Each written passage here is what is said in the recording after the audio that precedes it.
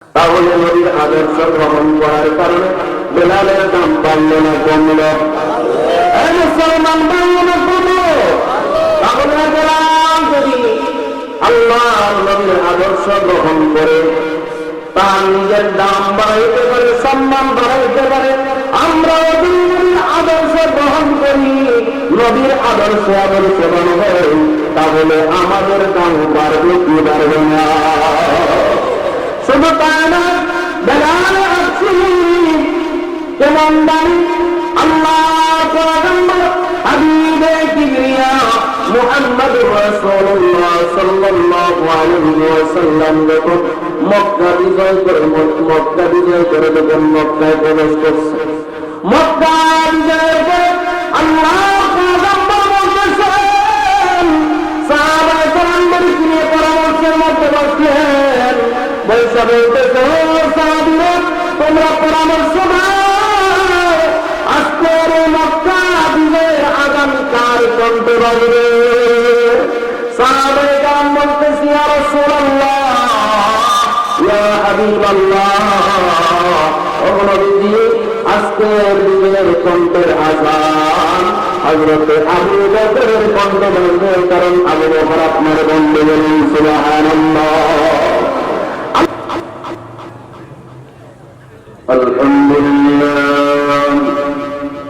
الحمد لله نحمده ونستعينه ونستغفره ونؤمن به ونتوكل عليه ونعوذ بالله من شرور أنفسنا ومن سيئات أعمالنا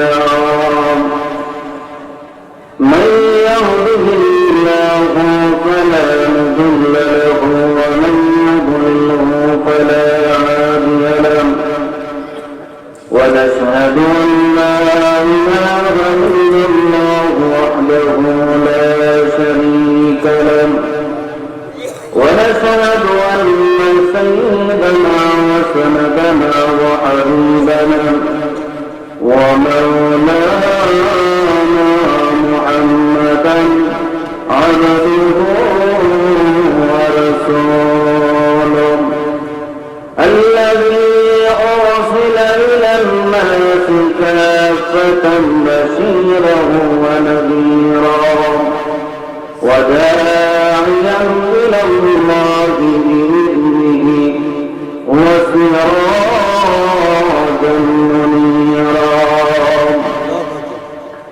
أما بعد فقد قال الله تبارك وتعالى في كلامه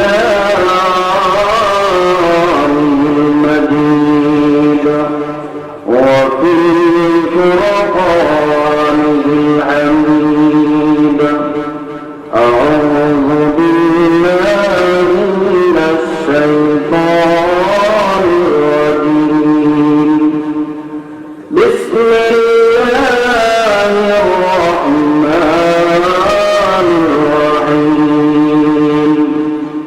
قل إن كنتم تحبون الله فاتبعوني يحببكم الله ويغفر لكم ذنوبكم والله غفور رحيم. وقال النبي صلى الله عليه وسلم من أحب سنتي فقد أحبني ومن أحبني كان معي في الجنة. وقال النبي صلى الله عليه وسلم لا طاعة لمخلوق في معصية الخالق أو كما قال عليه الصلاة والسلام. إن الله وملائكته يصلون على النبي يا أيها الذين آمنوا صلوا عليه وسلموا تسليما. فقد إبراهيم قال اللهم صل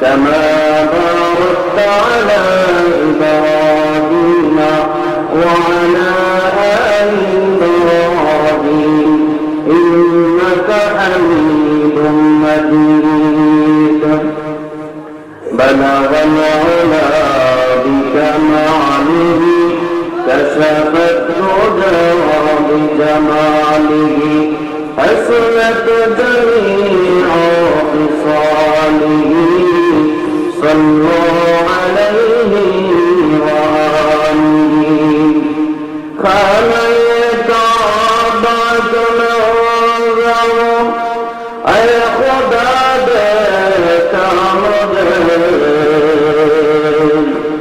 مکہ وشور مدینہ دیکھنے کو مجھے بلغ العلا بکماله كشف الدجى بجماله حسنت جميع خصاله صلوا عليه وآله لا إله محبت الشفاء آواز دے لا إله لا إله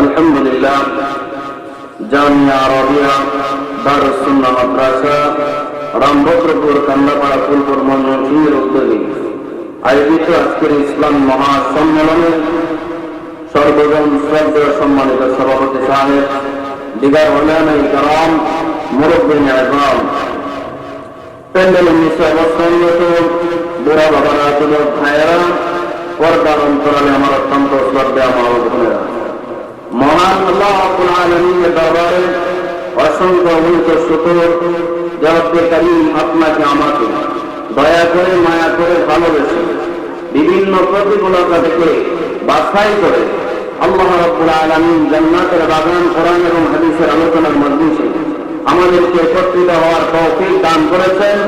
এই জন্য রব্বে কারীমের দরবারে শুকরিয়া আদায় করে আমরা আমাদের সকলেই অন্তরের অন্তঃস্থল থেকে সুউচ্চ আওয়াজ বলে আলহামদুলিল্লাহ, আর একটু জোরে বলেন আলহামদুলিল্লাহ।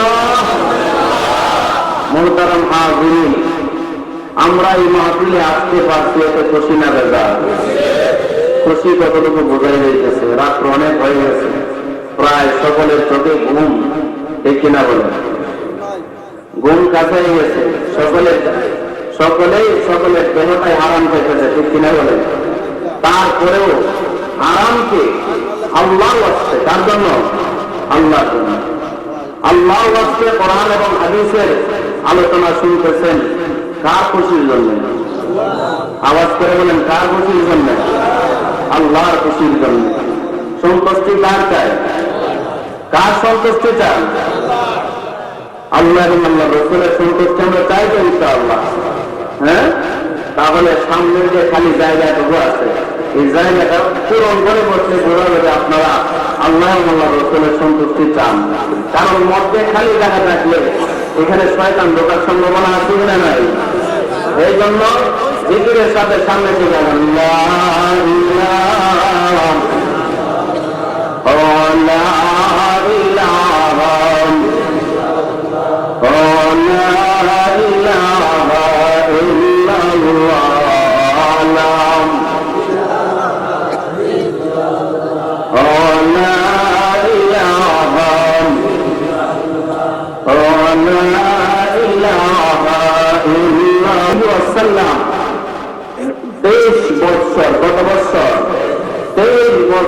মক্কার কাফেরদের সাথে মোকাবেলা করেছেন, তারপরে অন্যায়ের কাছে মাথা নত করেন, ঠিক কিনা বলেন?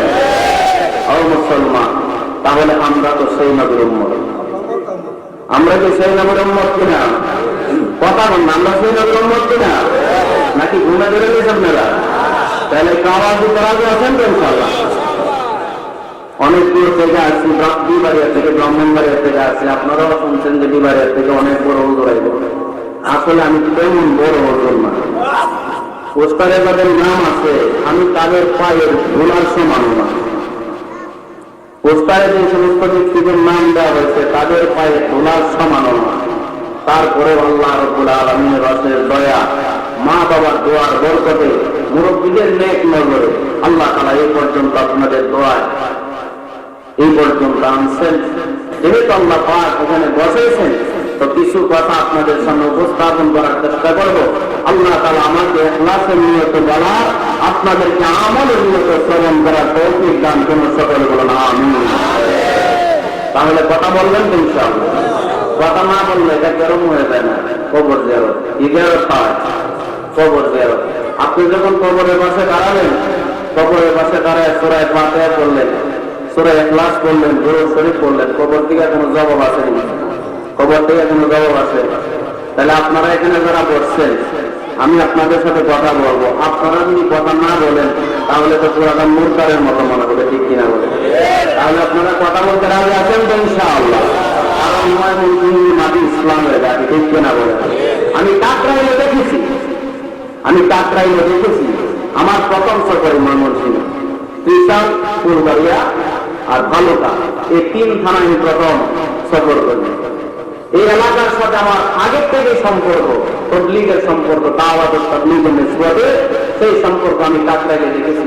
যেই পরিমাণ জামাত তাবলীগে ময়মনসিংহ থেকে উঠে, এই পরিমাণ কোন জায়গা, বাংলাদেশের কোন জায়গাতে এই পরিমাণ জামাত ওঠে না, বলেন আলহামদুলিল্লাহ।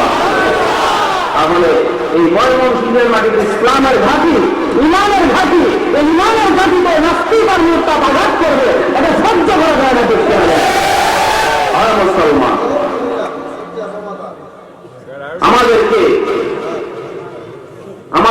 ইমানের জন্য, ইসলামের জন্য, আল্লাহ এবং তার রাসূলের জন্য আমাদেরকে হক কথা বলতেই হবে। আমাদের উপরে যত মুসিবতে আসুক না কেন, ঠিক কিনা বলেন? ঠিক কিনা বলেন? হক ছেড়ে দেওয়া যাবে? হক ছেড়ে দেওয়া যাবে? তাহলে হক ছেড়ে দেওয়া যাবে না। এই জন্য হক বলতে হবে যদি আমার উপরে মৃত্যুদণ্ড আছে, ঠিক কিনা বলেন? আরে আমার জানের চাইতে কি, আমার ইমানের চাইতে কি আমার জানের দাম বেশি? আরে আমার যদি ইমানই না থাকে তাহলে আমি জাহান্নামে যেতে হবে, ঠিক কিনা বলেন? এই জন্য আমরা ইমানদার হওয়ার দরকার আছে কিনা না? দরকার আছে কিনা না?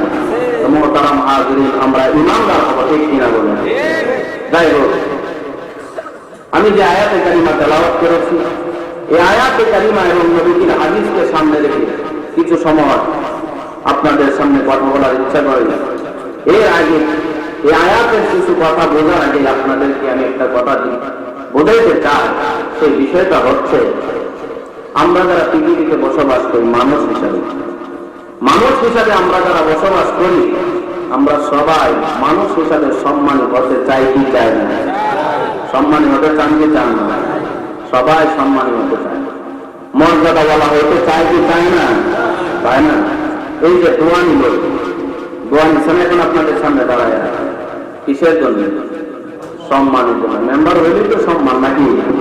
হ্যাঁ, মেম্বার হওয়ার জন্য। কেউ মেম্বার হয়ে সম্মান অর্জন করতে চায়, কেউ চেয়ারম্যান হয়ে সম্মান অর্জন করতে চায়, ঠিক কিনা বলেন? চাই সম্মানিত হতে। কি হতে চায়? আপনাদের কথা বলেন না, কি হতে চায়? সম্মানী হতে চায়। কেউ এমপি হয় কিসের জন্য? সম্মানের জন্য। এই সম্মানের জন্য মাই হইতে হয় না। হ্যাঁ, যদি একটু দেখে হয়, আজকের পত্রিকার নিউজ দেখলাম 6 জন মিলে করেছে। এই সম্মানের জন্য লড়াই। কিসের জন্য লড়াই? সম্মানের জন্য, চেয়ারের জন্য। চেয়ারে বসবে, এই চেয়ারের জন্য লড়াই। একটু সম্মানের জন্য, একটু সম্মানের জন্য কত চেষ্টাই লাগবে, ঠিক কিনা বলে? এই যে চেষ্টাগুলা হইতেছে, যে যে লাইনে কেউ লেখাপড়া করতেছে, বড় চাকরিজীবী হবে, এসপিডিসি হবে, উকিল ব্যারিস্টার হবে, ইঞ্জিনিয়ার হবে, রাষ্ট্রপতি হবে, রাষ্ট্রপ্রধান হবে। কিসের জন্য? সম্মানী হওয়ার জন্য। সবাই বলতে ভিআইপি, বিভিআইপি, ঠিক কিনা বলে? তাহলে সবাই আমরা সম্মানের পাগল, ঠিক কিনা? যে যে লাইনে সম্মানী হতে চাও না কেন, এই দুনিয়ার সম্মানটাকে স্থায়ী না অস্থায়ী? কথা বলেন, এই দুনিয়ার সম্মান কি স্থায়ী না অস্থায়ী? অস্থায়ী। আরে ভাই, আমরা তো ক্ষমতার জন্য, চেয়ারের জন্য একে অপরকে হত্যা করে, ঠিক কিনা বলেন? কিন্তু আল্লাহর পয়গম্বর হাবিবে কিবরিয়া মুহাম্মদুর রাসূলুল্লাহ সাল্লাল্লাহু আলাইহি ওয়াসাল্লামের সাহাবায়ে কেরামরা কি অস্থায়ী সম্মানের আশায় ছিল?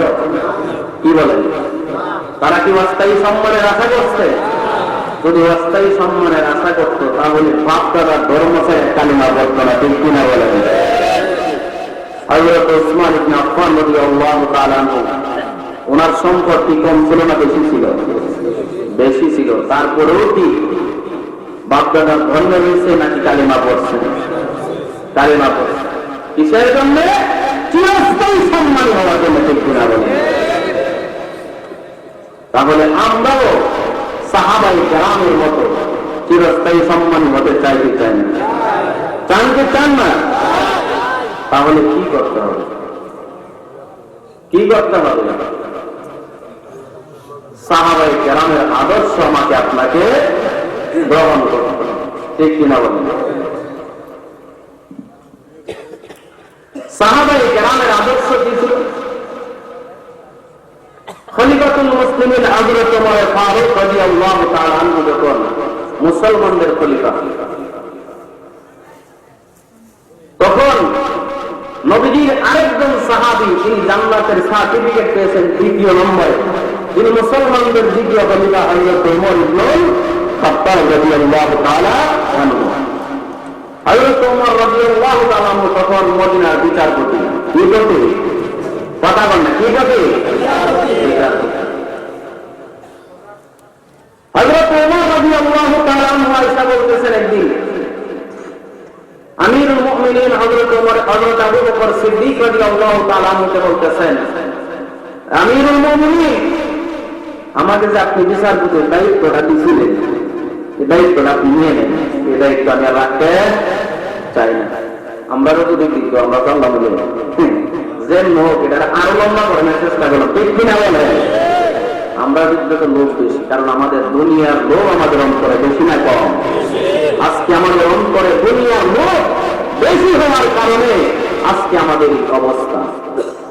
আল্লাহর হাবিব রাহমাতুল্লিল আলামিন বলছেন যে কিয়ামতের আগে আমার উম্মত বেশি, উম্মত কম থাকতো না, তারপরেও তারা মাইর খাবে। আল্লাহ রাসূল বলছেন যে তারা মাইর খাবে। সাহাবায়ে কেরাম জিজ্ঞাসা করলেন, ইয়া রাসূলুল্লাহ, তারা কেন মার খাবে? এত মুসলমান থাকবে, আজকে প্রায় 200 কোটির কাছাকাছি বিশ্বে মুসলমান, তারপর আজকে মুসলমান জায়গায় জায়গায় লাঞ্ছিত, অপমানিত, নিপীড়িত, নির্যাতিত কেন? আল্লাহ রাসূল বলেন তাদের ভিতরে দুইটা কারণ। কয় কারণ? দুইটা কারণ। একটা কারণ হলো হুব্বুদ দুনিয়া, এক নম্বর কারণ হলো তাদের অন্তরে দুনিয়ার মহব্বত থাকবে। এক নম্বর কি থাকবে? দুনিয়ার মহব্বত। দুই নম্বর হলো মৃত্যুর ভয়। কিসের ভয়? মৃত্যুর ভয়। সাহাবায়ে কেরাম মৃত্যুকে ভয় করে না, ইমানদারকে মৌতকে ভয় করতে পারে। আর ইমানদারের মধ্যে মৃত্যু হলে হাদিয়া, ঠিক কিনা বলেন? জান্নাত আর ইমানদারের মধ্যে পার্থক্য হচ্ছে মৃত্যু। বলেন সুবহানাল্লাহ। মুহতারাম হাজিরিন, হযরত ওমর রাদিয়াল্লাহু তাআলা বলতেছেন যে আপনি আমার দায়িত্বটা দিয়েছিলেন, এটা নিয়ে নেন, এই দায়িত্ব আমার দরকার নাই। হযরত ওমর রাদিয়াল্লাহু তাআলা বলতেছেন, কেন কেন এই দায়িত্ব তুমি ছেড়ে দিতে চাও? হযরত ওমর রাদিয়াল্লাহু তাআলা আনহু বললেন, ও আমিরুল মুমিনিন, যেই মদিনায় 2 বছর হইল আজকে আমি মদিনার বিচারপতি, 2 বছরের ভিতরে একটা বিচার, একটা মামলা আমি ওমরের কাছে আসে নাই। এই জন্য যেই মদিনার মধ্যে কোনো দরবার হয় না, যেই মদিনার ভিতরে কোনো অন্যায় হয় না, সেই মদিনার মধ্যে বিচারপতি হওয়ার দরকার আমি ওমরের নাই। যেই সময়টা আমি বিচারপতির দায়িত্ব দেখাবো, সেই সময়টা আমি আল্লাহর ইবাদতে কাটাই করতে। বলেন সুবহানাল্লাহ। কার ইবাদত করতে চান? বিচারপতির দায়িত্ব ছেড়ে দিতে চান। কিসের জন্য? আল্লাহকে পাওয়ার জন্য। কাকে পাওয়ার জন্য? আল্লাহকে পাওয়ার। আর আমরা আল্লাহকে বাদ দিয়ে দুনিয়া পাওয়ার জন্য, দুনিয়ার সম্মানের জন্য আমরা পাগল করা। এক মুসলমান আরেক মুসলমানের রক্ত ধরাইতেছে, ঠিক কিনা বলেন? ও মুসলমান, এটাই কি তোমার আমার নবীর আদর্শ? এটাই আমার আপনার নবীর আদর্শ? এটা তো নবীর আদর্শ হতে পারে। তাহলে আমাদেরকে চিরস্থায়ী সম্মানী হতে হবে, ঠিক কিনা বলেন? আমাদেরকে চিরস্থায়ী সম্মানী হতে হলে কি করতে হবে? চিরস্থায়ী সম্মানী হতে হলে নবীর আদর্শ আমাদেরকে গ্রহণ করতে হবে। সুবহানাল্লাহ। আল্লাহ রাব্বুল আলামিন বলেন, লাকাদ কানা লাকুম ফী রাসূলিল্লাহি উসওয়াতুন হাসানাহ। আল্লাহ রাব্বুল আলামিন বলেন, নিশ্চয় আমার পয়গম্বরের মধ্যে রয়েছে তোমাদের জন্য উত্তম আদর্শ এবং উত্তম আদর্শ। সুবহানাল্লাহ। ভাই মুসলমান, আমরা যদি রাসূলের আদর্শে আদর্শবান হতে পারি, আল্লাহ রাব্বুল আলামিন আপনাকে আমাকে দুনিয়া এবং আখিরাতে সম্মান দান করবেন। আল্লাহ রাব্বুল আলামিন বলেন, দুনিয়ার মানুষ, আমার পয়গম্বরের মধ্যে তোমাদের জন্য উত্তম আদর্শ রয়েছে। আমার পয়গম্বরের আদর্শবান হতে পারলে আমি আল্লাহ তোমাদেরকে দুনিয়াতে সম্মান দান করব, আখিরাতে আমি আল্লাহ তোমাদেরকে সম্মান দান করব। আখিরাতে সম্মানী হতে চান কে চান না? ভাই মুসলমান, যেই মানুষগুলো জাহিলিয়াতের পর্দাটা ছিল, যেই মানুষগুলোর ভিতরে কুফর আর শিরকের অন্ধকার ছিল, যেই মানুষগুলা অন্যায়ের সম্পদ জোর করে দখল করে ফেলত, যেই যুবকগুলা মদিনার মক্কার জমিনের উপর যদি কোনো নারী একা একা চলাফেরা করেছে, তার উপরে লাফিয়ে করেছে, তাকে দর্শন করেছে, যেই যুবকগুলার চরিত্রটা খারাপ ছিল, সেই যুবকগুলা আল্লাহর পয়গম্বরের আদর্শ গ্রহণ করার কারণে আল্লাহ রাব্বুল আলামিন এই সমস্ত যুবকদেরকে দুনিয়াতেও সম্মান দান করেছেন, আখিরাতেও সম্মান দান করেছেন।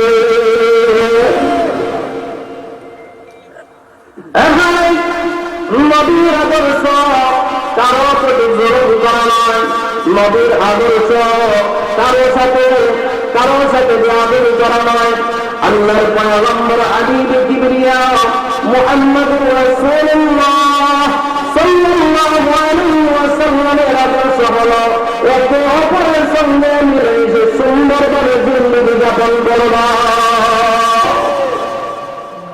মুসলমান, আজকে আমাদের কাছ থেকে সেই মানবতা উঠে যেতেছে, সেই মানবতা উঠে যাওয়ার কারণে আজকে বড়কে শ্রদ্ধা করতে শিখে না, ঠিক কিনা বলেন?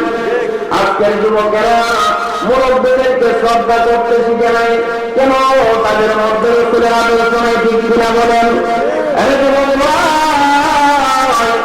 আজকে যদি তোমার মধ্যে রসুলের আদর্শ থাকতো, রসুলের আদর্শবান হল না, তাহলে তোমার সামনে আমার সামনে তোমার পয়গম্বরের চিত্র ব্যঙ্গ করে তোমার আমার পয়গম্বরকে বেজ্জত করতে পারত না। মুসলমান যুবক, তোমার মতো যুবকদের দ্বারাই তো আল্লাহ রাব্বুল আলামিন ইসলামকে দুনিয়ার জমিনে প্রতিষ্ঠা করেছেন। নাকি গোড়াদেরকে দিয়া? গোড়া না, আল্লাহ রাব্বুল আলামিন আল্লাহর পয়গম্বরের হাতে, আল্লাহর পয়গম্বরের হাতে যুবকরা ইসলাম ধর্ম গ্রহণ করে পয়গম্বরকে বলছেন, ইয়া রাসূলুল্লাহ, আমি আপনার সামনে আছি, ডানে আছি, বামে আছি, পিছনে আছি, আপনি ইসলামের দাওয়াত দেন, দেখি আপনাকে কবুল করতে কে আছে, বলুন সুবহানাল্লাহ। আজকে যদি ওলামায়ে কেরাম হকের জন্য ডাক দেয়, কিছু যুবক আছে নাস্তিক আর মুরতাদ রায় মন্দের দলাল ইহুদি খ্রিস্টানের কাজ এবং গোলামগুলার সাথে তার মিলায় তাদের পেছনে ওলামায়ে কেরামের বিরোধিতা করে, ঠিক কিনা বলেন? মুসলমানের সন্তান, তুমি কিসের জন্য, কিসের ক্ষমতা,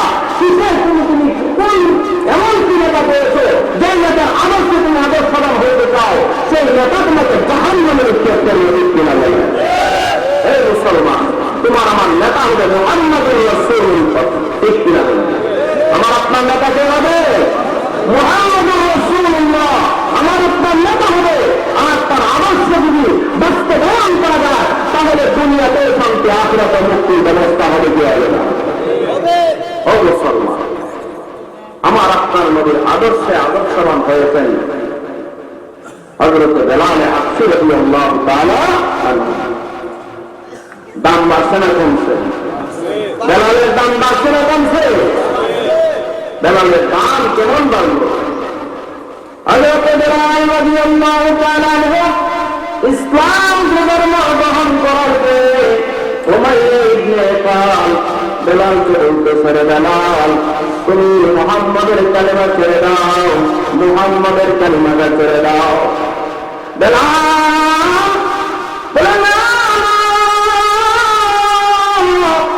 আমি যে কালিমা গ্রহণ করেছি জীবন যাইতে পারে কালিমা দেখতে পারি না।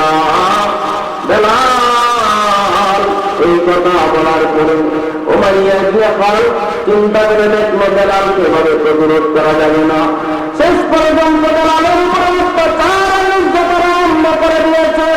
বেলাল রাদিয়াল্লাহু তাআলা আনহুর উপর অত্যাচার বাড়াইতে থাকলো। বেলাল রাদিয়াল্লাহু তাআলা আনহু ওই নবীর আদর্শ গ্রহণ করে কালিমা শুধু জবান দিয়ে পড়ে আল্লাহর পয়গম্বর বলেন, বেলাল তুমি কালিমা আস্তে আস্তে বলো, আহাদ শব্দটা আস্তে আস্তে বলো, তাহলে উমাইয়া তোমার উপরে অত্যাচার করতে পারবে না, নির্যাতন তোমাকে করতে পারবে না। এই কথা আমার করে বেলাল বলল, ইয়া রাসূলুল্লাহ, ইয়া হাবিবাল্লাহ, পয়গম্বর যখন আমার উপরে অত্যাচার করে তখন যখন আমি আমার আল্লাহর নাম উচ্চারণ করি তখন শুধু মজা বাড়তেই থাকে চলে না। আমার আল্লাহর নামের আমার উপরে যখন অত্যাচার করা হয়, আমার উপরে যখন নির্যাতন করা হয় তখন আমার আল্লাহর নামের মজা শুধু বাড়তেই থাকবে। ওই বেলা নবীর আদর্শ গ্রহণ করার পরে আল্লাহর পয়গম্বর হাবিবে জিবরিল যখন হিজরত করে মদিনায় গেলেন, আল্লাহর পয়গম্বর মসজিদে নববী যখন বয়ান করলেন, আল্লাহর পয়গম্বর হাবিবে জিবরিল মুহাম্মদুর রাসূলুল্লাহ সাল্লাল্লাহু আলাইহি ওয়াসাল্লাম হযরত বেলালকে মসজিদে নববীর মুয়াজ্জিনের দায়িত্ব দিলেন। হযরত বেলাল হাবশী রাদিয়াল্লাহু তাআলা আনহু মসজিদে নববীতে মুয়াজ্জিনের দায়িত্ব পালন করতেছেন। এইভাবে চলতেছে হঠাৎ একদিন সাহাবায়ে কেরামের একটা জামাত আল্লাহর পয়গম্বরকে বলল, ইয়া রাসূলুল্লাহ, ইয়া হাবিবাল্লাহ, ও নবীজি, আমাদের কাছে বেলালের চাইতে কণ্ঠওয়ালা আরো সুন্দর কণ্ঠওয়ালা সাহাবী আছে, আপনি বেলালকে বাদ দিয়া ওই সাহাবীকে মসজিদের নববীর মুয়াজ্জিন হিসেবে নির্ধারণ করে দেন। আল্লাহর পয়গম্বরের কাছে প্রস্তাব করার পরে আল্লাহর পয়গম্বর হাবিবে জিবরিল মুহাম্মদুর রাসূলুল্লাহ সাল্লাল্লাহু আলাইহি ওয়াসাল্লাম হযরত বেলালকে বললেন, হে বেলাল, সামনে উঠতে তুমি আযান দিও না, আরেকজন আযান দিও। এইভাবে যখন বেলালকে নিষেধ করে দিলেন, আল্লাহর পয়গম্বর নিষেধ করার পরে বেলালের দুইটা চোখের পানি ছেড়ে দিয়ে আল্লাহর পদ্ধতিতে সেজদায় পড়ে গেছে। বেলাল সেজদায় পড়ে আল্লাহর কাছে কাঁদে, আরে মালিক, আমি মসজিদের নববীর মুয়াজ্জিন ছিলাম, আজকে আমার নামটা পরিবর্তন হয়ে গেল। আল্লাহ তুমি আমার প্রতি আমার প্রতি দয়া করো। এইভাবে হযরত বেলাল সেজদায় পড়ে কাঁদতেছে আল্লাহর দরবারে। হযরত বেলালের কান্না আল্লাহর দরবারে কবুল হয়ে গেছে। সুবহানাল্লাহ। আরে মুসলমান, হযরত বেলালের কান্না আল্লাহর দরবারে কবুল হয়ে গেল। একজন সাহাবী মসজিদে নববীর মধ্যে আযান দিলেন। সুন্দরভাবে আযান দেওয়ার পরে আবার হযরত জিবরাইল আলাইহিস সালাতু ওয়াস সালাম আগমন করলেন। আয়েশা বলতেছি, ইয়া রাসূলুল্লাহ, ইয়া আল্লাহ, ও আল্লাহর পয়গম্বর, আজকে মদিনায় কি হয়ে গেল, কি হয়ে গেল? মসজিদে মদিনায় মসজিদে নববী থেকে আযান হয়ে গেল। ইয়া রাসূলুল্লাহ, মদিনার চাইতে আরো সুন্দর ভাবে আযান হয়েছে। হযরত জিবরাইল বলেন, ইয়া রাসূলুল্লাহ, ইয়া হাবিবাল্লাহ, ও নবীজি, আজকে তো আযানের আওয়াজ আসমান পর্যন্ত পৌঁছে নাই। আল্লাহর ওলি বিশ্বনবী রাহমাতুল আলামিন জিবরাইল বলেন, জিবরাইল, ও আজকে আসমান পর্যন্ত যায় নাকি? ইয়া রাসূলুল্লাহ, ইয়া হাবিবাল্লাহ, বেলালের আযানের শব্দটা শুধু মদিনার মধ্যেই থাকে না, মদিনার মধ্যে পাড়ি দিয়া প্রথম আসমান পাড়ি দিয়ে দ্বিতীয় আসমান পাড়ি দিয়া তৃতীয় আসমান পাড়ি দিয়ে চতুর্থ, পঞ্চম, ষষ্ঠ, সপ্তম, সিদরাতুল মুনতাহা হইয়া বেলালের আযানের কণ্ঠ আল্লাহর আরশ পর্যন্ত পৌঁছে যায়। নবীজি আসতেছেন, বেলালের কণ্ঠ আসমান পর্যন্ত যায় নাই, আরশ পর্যন্ত বেলালের কণ্ঠ বাজে নাই। এই জন্য আল্লাহ রাব্বুল আলামিন আমাকে বলেছেন, আরে জিবরাইল, যাও আমার পয়গম্বরকে জিজ্ঞাসা করো, কেন আজকে মদিনায় আযান হয় নাই? আযান হয়েছে কি হয়েছে না? হয়েছে কি হয়েছে না? আরে মুসলমান, আযান হওয়ার পরে আল্লাহ রাব্বুল আলামিন জিবরাইলকে কেন পাঠাইলেন? জিবরাইলকে এই জন্য পাঠাইলেন, বেলালের মর্যাদা বাড়াইয়া দেওয়ার জন্য। ঠিক কিনা বলেন? মুসলমান, নবীর আদর্শ গ্রহণ করেছে, নবীর আদর্শবান হওয়ার কারণে আল্লাহ রাব্বুল আলামিন হযরত বেলালের দাম এমন করে বাড়িয়ে দিলেন। আল্লাহ পয়গম্বর সাথে সাথে বেলালকে ডাকে আনলেন, আইনা বলতেছে, বেলাল, তোমার এত দান আল্লাহ রাব্বুল আলামিন পর্যন্ত তোমার প্রতি খুশি। আরে বেলাল, আমি পয়গম্বর আজকে ঘোষণা করতেছি, যতদিন তুমি থাকবে বাকি জিন্দেগির জন্য মসজিদের নববী মুয়াজ্জিন পয়গম্বর তোমাকে নির্বাচন করে দিলাম। তাহলে নবীর আদর্শ গ্রহণ করার কারণে বেলালের দাম বাড়ল না কমল? মুসলমান, বাড়ল না কমল? তাহলে বেলাল যদি আল্লাহর নবীর আদর্শ গ্রহণ করে তার নিজের দাম বাড়াইতে পারে, সম্মান বাড়াইতে পারে, আমরা নবীর আদর্শ গ্রহণ করি, নবীর আদর্শবান হই, তাহলে আমাদের দাম বাড়বে কি বাড়বে না? শুধু তাই না, বেলালে আসছি কেমন দামি আল্লাহ পয়গম্বর হাবিবে কিবরিয়া মুহাম্মদুর রাসূলুল্লাহ সাল্লাল্লাহু আলাইহি ওয়াসাল্লাম যখন মক্কা বিজয় করে যখন মক্কায় প্রবেশ করছে, মক্কা বিজয়ের পরে আল্লাহ পয়গম্বর বলতেছেন, সাহাবায়ে কেরামদের নিয়ে পরামর্শের মধ্যে বসলেন, বৈশা বলতেছে, সাহাবীরা তোমরা পরামর্শ দাও, আজকের মক্কা বিজয়ের আযান কার কণ্ঠে বাজবে? সাহাবায়ে কেরাম বলতেছে, ইয়া রাসূলুল্লাহ, ইয়া হাবিবাল্লাহ, ও নবীজি, আজকের বিজয়ের কণ্ঠের আযান হযরত আবু বকরের কণ্ঠ বাজবে, কারণ আবু বকর আপনার বন্ধু। বলুন সুবহানাল্লাহ। আল্লাহ নবী বললেন, সাহাবী তুমি বসো, তাকে বসাইয়া দিলেন। আরেকজন দাঁড়িয়ে বলতেছি, ইয়া রাসূলুল্লাহ, ইয়া হাবিবাল্লাহ, আপনি তো উমর সম্পর্কে বলেছেন, লাউ কানা বাদি নাবিয়্যুন লাকানা উমর, আমার পরে যদি আল্লাহ কাউকে নবী বানাইতেন তাহলে হযরত উমরকে নবী বানাইতেন। তাহলে আজকের এই বিজয়ের আযান উমরের কণ্ঠ থেকে বাজবে নবী। আল্লাহর পয়গম্বর বললেন, এ সাহাবী তুমি বসো। এই কথা বলার পরে সাহাবী বসে গেলেন। আরেকজন দাঁড়ায় বলতেছে, ইয়া রাসূলুল্লাহ, ইয়া হাবিবাল্লাহ, আজকের বিজয়ের আযান উসমানের কণ্ঠ থেকে উচ্চারিত হবে। আল্লাহর নবী বললেন, তুমি বসো। এই কথা বলার পরে আরেকজন দাঁড়ায় বললেন, ইয়া রাসূলুল্লাহ, ইয়া হাবিবাল্লাহ, আজকের বিজয়ের আযান হযরত আলীর কণ্ঠ থেকে উচ্চারিত হবে। আল্লাহর নবী বললেন, তুমি বসো, অপেক্ষা করো, দেখি আমার আল্লাহ কি ফয়সালা দান করে। এইভাবে আল্লাহ পয়গম্বর একটা বসে আছে। হযরত ইব্রাহিম আলাইহিস সালাম আল্লাহর পয়গম্বর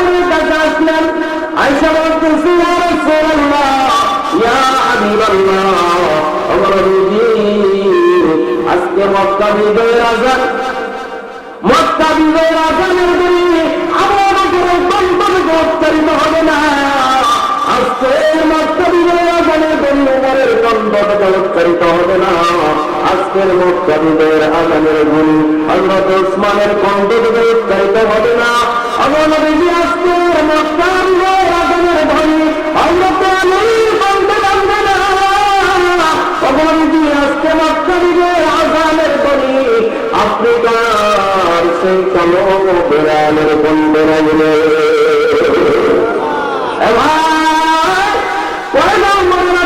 গ্রহণ করার কারণে আল্লাহ রাব্বুল আলামিন হযরত বেলালের দাম বাড়াইছেন না কমাইছেন?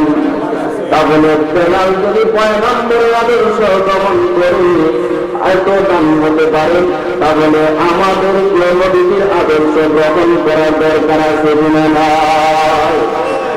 মুসলমান, নবীর আদর্শকে গ্রহণ করা, যদি নবীর আদর্শে আদর্শবান হতে পারো, তাহলে আল্লাহ রাব্বুল আলামিন বলেন, তোমাকে আমি দুনিয়াতে শান্তি দান করব, আখিরাতে তোমাকে মুক্তি দান করব। নবীর আদর্শ গ্রহণ করে সাহাবায়ে কেরাম কম দামি অন্যায়, কম দামি অন্যায় দামি হয়েছেন, সম্মানী হয়েছেন, চিরস্থায়ী সম্মানী হয়েছেন। আজকে তো আমরা সম্মানের জন্য কত কিছু করি, কিন্তু সাহাবায়ে কেরাম আল্লাহর পয়গম্বরের আদর্শ গ্রহণ করে ঠিক কিনা বলে? হযরত ওমর ফারুক রাদিয়াল্লাহু তাআলা ইসলাম গ্রহণ করেন, যে আল্লাহর পয়গম্বরের মাথা কাটার জন্য গিয়েছিল, সেই ওমর পয়গম্বরের হাতে কালিমা গ্রহণ করেছে। কালিমা গ্রহণ করার কারণে, কালিমা গ্রহণ করে নবীকে তাআত করার কারণে আল্লাহ রাব্বুল আলামিন ওমরের দান এত বাড়িয়ে দিয়েছেন। হযরত ওমর ফারুক রাদিয়াল্লাহু তাআলা যখন খলিফাতুল মুসলিম, মুসলমানদের দ্বিতীয় খলিফা, তখন হযরত ওমর রাদিয়াল্লাহু তাআলা একটা মাঠের কিনারায় দাঁড়াইয়া চোখের পানি ছেড়ে ছেড়ে কাঁদতেন, তাই চোখের পানি ছেড়ে ছেড়ে কাঁদতেন। একদিন সাহাবায়ে কেরাম জিজ্ঞাসা করলেন, আপনি এই মাঠের কিনারায় দাঁড়াইয়া দাঁড়াইয়া কেন চোখের পানি ছেড়ে ছেড়ে কাঁদলেন? হযরত ওমর রাদিয়াল্লাহু তাআলা চোখের পানি ছেড়ে দিয়ে ডাক দিয়ে বললেন, সাহাবীরা শুনো, তোমরা ভালো করে শোনো, আমি একদিন মাথায় ছিলাম, আজকে আমি ওই মাঠের উটের রাখাল ছিলাম। রোদ্রের প্রখর যখন বেড়ে যাইত, রোদ্রের তার যখন বেড়ে যাইত, কোথাও আশ্রয় নেওয়ার মতো জায়গা ছিল না। আমি প্রায় উটের পিছনে বসে যাইতাম। অনেক সময় আমার মাথার উপরে প্রস্রাব করে দিয়েছে, পায়খানা করে দিয়েছে। আমার বাবা এসে বলতে, উমর উট কিভাবে রাখালি করতে হয় সেটা কোনো শিখো নাই, এটা কিভাবে তুই জিন্দগি চালাইলা। এই কথা শ্রবণ করে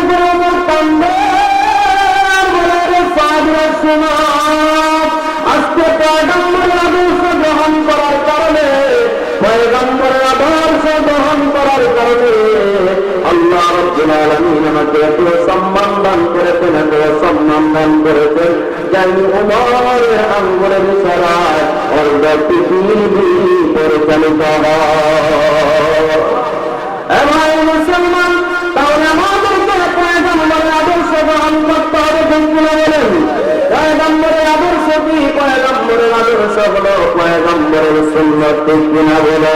পয়গম্বরের আদর্শ কি? এই যে বলেন, পয়গম্বরের আদর্শ কি? নবীজির সুন্নাত। নবীজির সুন্নাতের মধ্যে একটা সুন্নাত হলো দাড়ি, ঠিক কিনা বলেন? ভাই মুসলমান, এই ভারতবর্ষ যখন এই সম্মান, এই সুন্নতের এত দাম, এত দাম, ভারতবর্ষ যখন ইংরেজরা দখল করে 200 বছর শাসন করল, ইংরেজ বিরোধী আন্দোলনে আমাদের আকাবির হুসাইন আহমদ নদওয়ানী তার জেলখানায় আবদ্ধ। হুসাইন আহমদ মাদানী রাহমাতুল্লাহি আলাইহি যখন ইংরেজগুলো দাড়িটা কেটে দেওয়ার জন্য হুসাইন আহমদ মাদানী রাহমাতুল্লাহি আলাইহি ইংরেজকে ডাক দিয়ে বললেন, নাফরমান, আরে নাফরমান, আমার এই দাড়িটা কেটে নাই, আমার নবীর সুন্নাত, বলেন সুবহানাল্লাহ।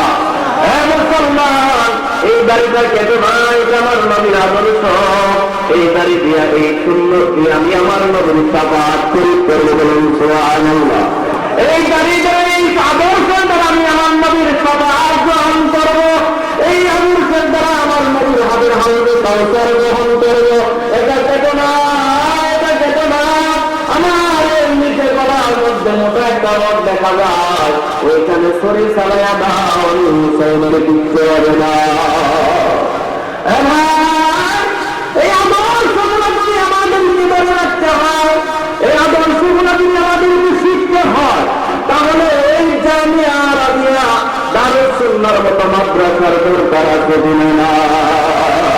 আর জোরে শিখে না, এই মাদ্রাসাগুলো যতদিন পর্যন্ত বাংলার জন্য, এই কওমি মাদ্রাসাগুলি যতদিন পর্যন্ত বাংলার জন্য খারাপ থাকবে, ততদিন পর্যন্ত আমার নবীর আদর্শ বাস্তবায়ন হবে কিনা বলেন? এই মাদ্রাসাগুলি যতদিন থাকবে, আমার নবীর আদর্শ থাকবে, ঠিক কিনা বলেন?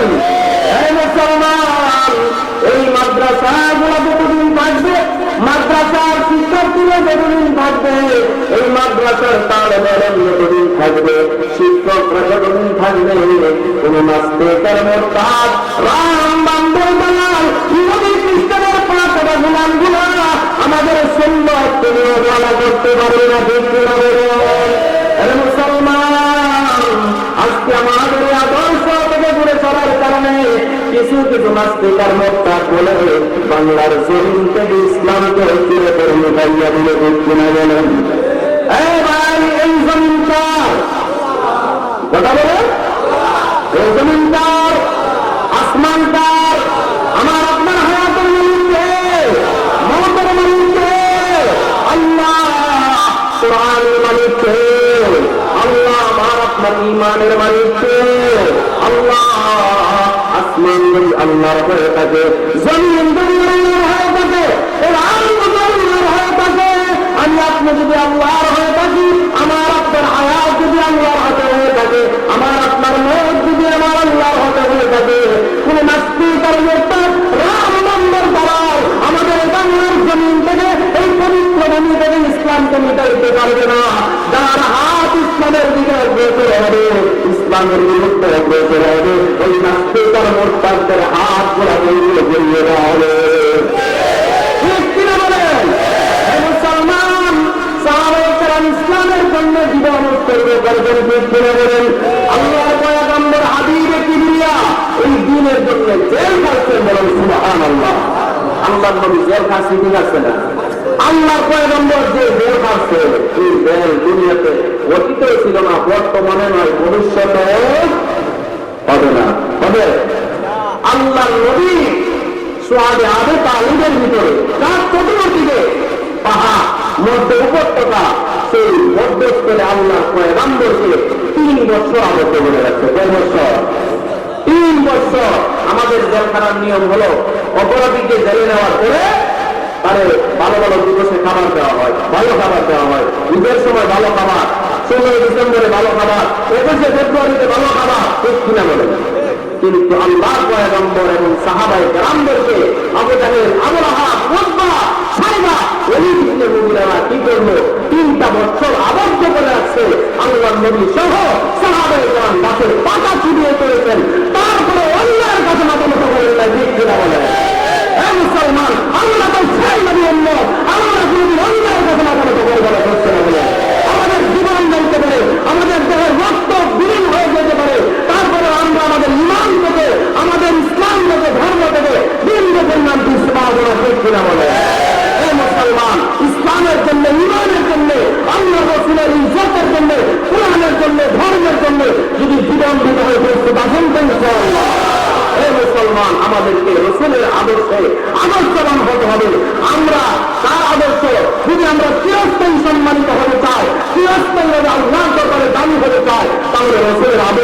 দরকার আছে কিনা নাই? আছে কিনা নাই? তাহলে ওলামায়ে কেরামদের সাথে থাকবেন তো? ওলামায়ে কেরামদের সাথে থাকবেন তো? নাকি ওলামায়ে কেরামের বিরোধিতা করবেন? ওলামায়ে কেরামের বিরোধিতা করবেন?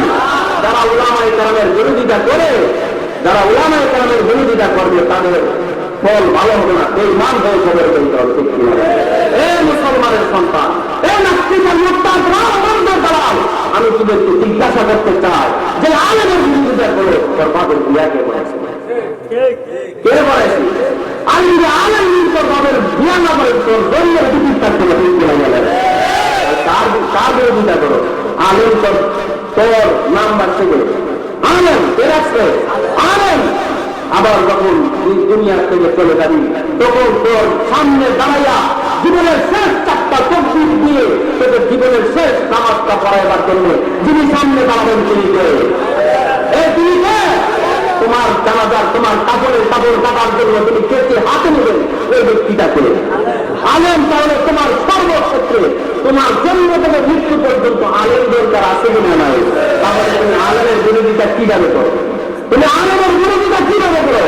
আল্লাহর নবী বলেন, আল উলামা ওয়ারাসাতুল আম্বিয়া, উলামায়ে কেরাম হচ্ছে আমার ওয়ারিস।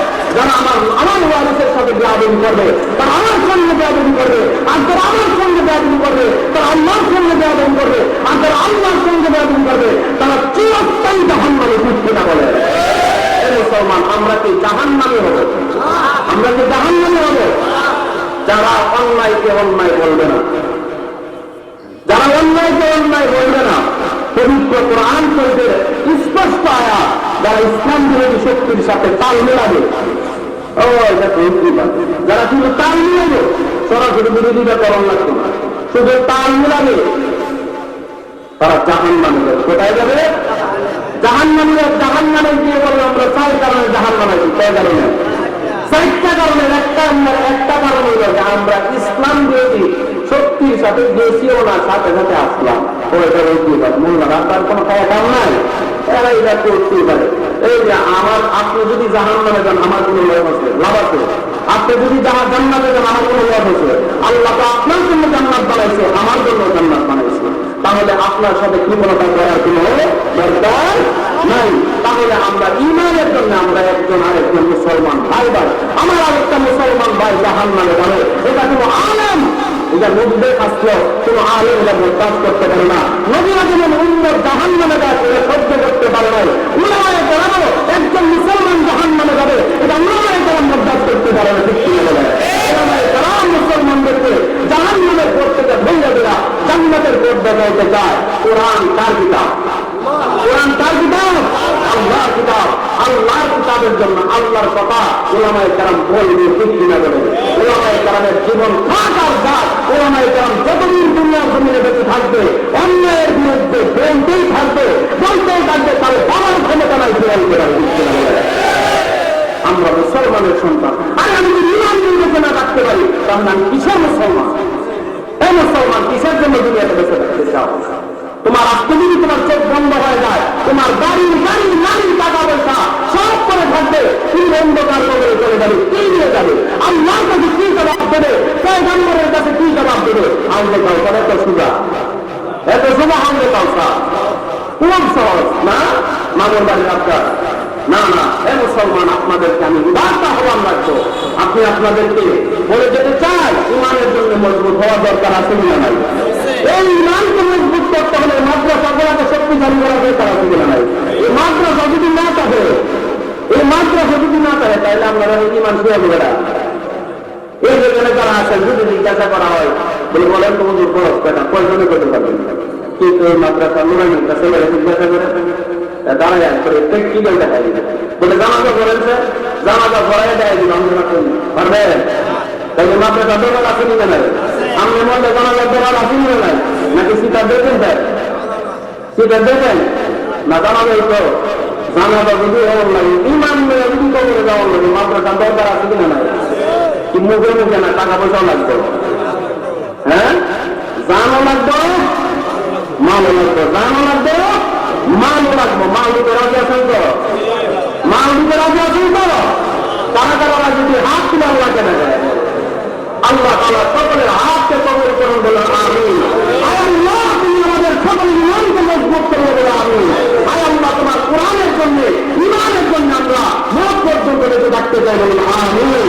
আল্লাহ তাআলা আমাদেরকে এই মাদ্রাসাটার সাথে সম্পর্ক রেখে উলামায়ে কেরামের সাথে মত পর্যন্ত সম্পর্ক বিদ্বেষ নয়, উলামায়ে কেরাম আমাদের বন্ধু, ঠিক কিনা বলেন? উলামায়ে কেরামের সাথে সম্পর্ক রাখবেন। কাল কিয়ামতের ময়দানে মুসলিম শরীফের হাদিস আমি আপনাদেরকে বলে যাই, আল্লাহর নবী বলবে, দেখো কেউ আসুন, 2 মিনিটের ভিতরে বলতেছি, দেখো কেউ আসুন তোমার সাহায্য করে। বলতে বলতে গিয়ে দেখবো যে আমি জামিয়া আরাবিয়া দারুস সুন্নাহ, হ্যাঁ, রামনগর মাদ্রাসার মোতায়েন আছে, আমাদের মাদ্রাসার যে ছাত্র আছে তারা লৌকিক খাওয়াচ্ছে। বলে আল্লাহ এখন পাইছি, যাও গিয়ে পরিচয় দাও। পরিচয় দিলে বলবে সে তো জান্নাতের টিকিট পেয়ে গেছে। সে আল্লাহকে বলবে, আল্লাহ এত আমার সেবা করছে। উলামায়ে কেরাম বলবে, আল্লাহ আমার সাথে সম্পর্ক ভালো ছিল, সম্পর্ক ভালো ছিল। আল্লাহ বলে, যা ওই সম্পর্কটার সাথে আমি আল্লাহ করে মাফ করে দিলাম। আল্লাহ রাসূল সাল্লাল্লাহু আলাইহি ওয়াসাল্লাম বলেন, আল-মারউ মা'a মান আহাব্বা, যার সাথে যার মহব্বত তার সাথে তার কিয়ামত। সম্পর্ক যদি নাস্তিকের সাথে হয়, সম্পর্ক যদি নাস্তিক আর মুসলমানের সাথে হয়, রামনগর দ্বারা ইহুদি খ্রিস্টানের পাঁচটা গোলামদের সাথে হয়, তাহলে আপনাকে আমাদের কোথায় যেতে হবে? জাহান্নামে যেতে হবে। আর যদি সম্পর্ক না হয় আল্লাহ এবং আল্লাহ রাসূলের সাথে, উলামায়ে কেরামের সাথে, কোরআনের সাথে, মাদ্রাসার সাথে, মসজিদের সাথে, সেই মাদ্রাসা, মসজিদ, উলামায়ে কেরাম, আল্লাহ এবং আল্লাহ রাসূল তা আপনাকে আমাকে সুপারিশ করে জান্নাত পর্যন্ত পৌঁছে দেবেন। সুবহানাল্লাহ। আল্লাহ তাআলা আমাদেরকে এই মাদ্রাসার সাথে সম্পর্ক রেখে, উলামায়ে কেরামের সাথে সম্পর্ক রেখে আমাদের ঈমানের প্রতি মজবুত হওয়া এবং আদর্শ যে শিখবো, এই মাদ্রাসা দরকার আছে তো, এই আদর্শ আমি যা জানি না, আল্লাহর নবীর আদর্শ কি, এই আদর্শগুলো উলামায়ে কেরামের সহবতে জায়গায় শিখতে হবে, নাকি টেলিভিশনে করতাম।